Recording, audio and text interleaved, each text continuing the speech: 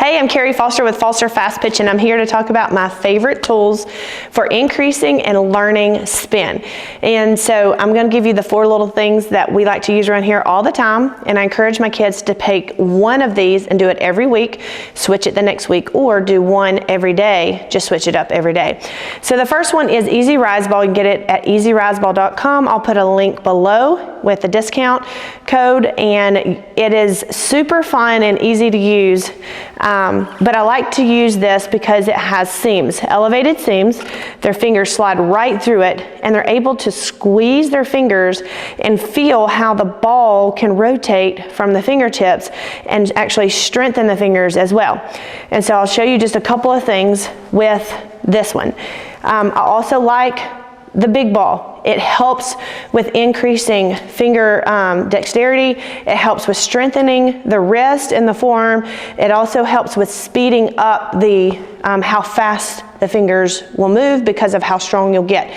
The only thing with this, if you're young, don't use it. If you're not strong, don't use it yet. Start slow, use it just in the snaps for a while, get used to the grip, getting your fingers and wrists stronger. Then go into 9 o'clock, use that for a while, then incorporate in the full circle. Be careful not to turn the hand over because you're trying to hold on to it. If you're doing that, you're not ready for full circle. Just stay in your snaps and your releases and use this to spin all your pitches. If you like that, you can get into more of a heavier ball with a big ball as you get older. The other ball I like is a double ball, and then I like the spinner. So let's just talk about these 3 for a second. If I'm using the Easy Rise Ball, I use it for all my pitches. So I put my fingers through it, and you can do drop.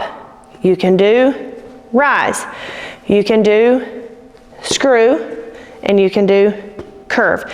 They can do it to themselves and really spin, or they can throw it. They have a light one and a heavy one. I like both. The light ball helps them release really quickly because if not, then they'll carry it really high. The heavy one makes them really feel that solid snap at the end, so I like interchanging both of those and using both for different purposes. Also, it helps them focus on the spin and seeing the spin.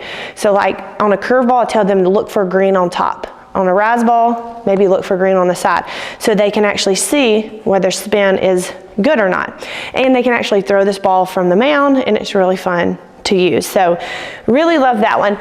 The other 2 is the double ball. You can see how we've kind of made it here. You drill a hole through both sides, and then you can put a double screw in and glue, and then glue it tight. If you don't want to do that, you can duct tape it, whatever you like. But we also like to have the 2 seams on top on this side and the horseshoe on top that side because you're going to use the different seams for different pitches.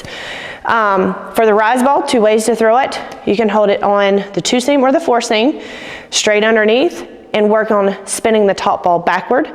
You can hold on the side and work on spinning the top ball backward, and then just spin it right up underneath the ball.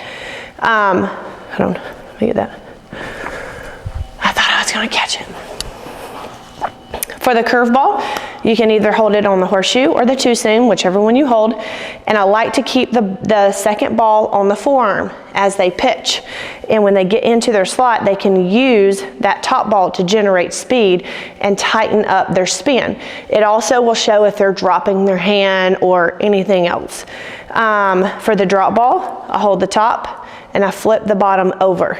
If they're doing a peel, I hold the back side and pull the fingers back, creating that top spin that you want on that. You can do it for fastball. Just make sure they're not snapping up, that they're actually rolling that ball down and spinning it forward, change up, spinning the ball back.